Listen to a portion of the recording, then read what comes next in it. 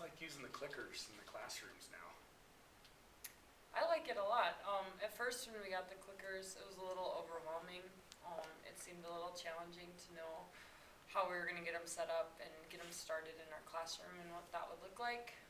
But after a little bit of time in the training, the time it took for us to create the clicker questions went down, and it was a great way for us to get kids engaged from the beginning of the class, because from the time they come in, they'll grab their clicker, and then I can usually ask my warm-up questions.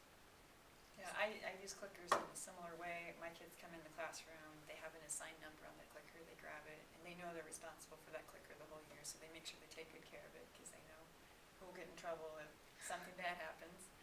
And they have a series of questions, warm-up questions that you can revisit prior learning, open up background knowledge, and it's a great way to get students engaged. I have a lot of kids who, the warm-ups I was doing before clickers were pretty tuned out, and they're pretty much 90–95% of my kids are everyday active and engaged in the warm-ups now.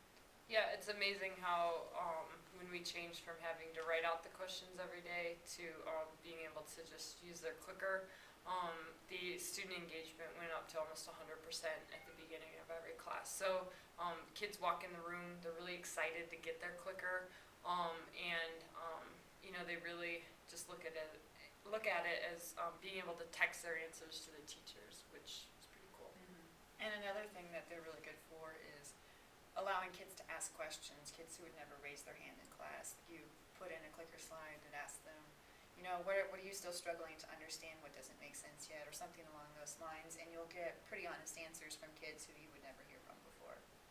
What were some of the issues in the setup for the initial usage of the clickers? Just getting all the updates pushed through the clickers, and just getting familiar with the software and all the resources, and figuring out what's useful, what websites you can go to get other resources. And also what to do with the data, because you have the kids submit their answers, and then knowing how to manipulate the data, put it into graphs, do your grading that way. That took a little bit of time as well. Were there any other issues as far as the initial setup of a presentation? Did it take you long when you first started as opposed to where you are now? Well, there's definitely a learning curve. It took me a lot longer to set things up at first, but now I know where those resources are, and I can get it set up pretty quickly. It does take time to get that set up, for especially using them every day, but once you have it, it's done, and then you can go back and reuse it again the next year. And like, we're teaching the same subject, so we both have a Dropbox account, and so we take turns making the clickers, and so if you have another teacher who you have the same class, or you teach the same class, it really makes sense if you can just alternate and split up the work, and it'll help. Yeah, and we've also downloaded a couple things from Promethean Planets, flip charts that other teachers have done and have loaded to the website, as well as some resource packs to kind of add on to what we're teaching.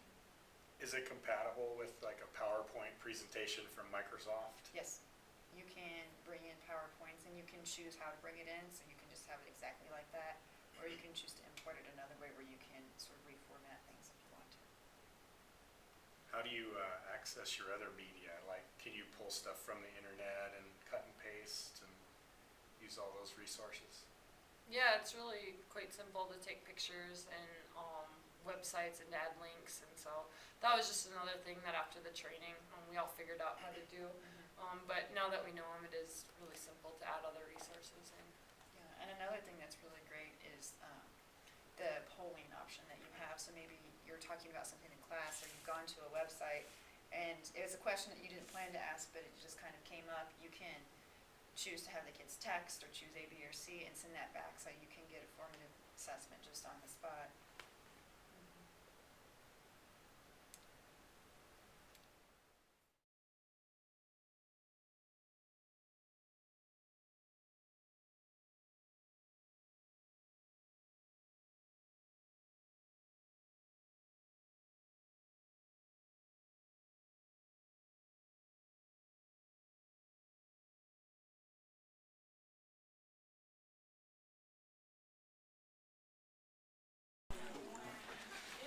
Get my curls, man.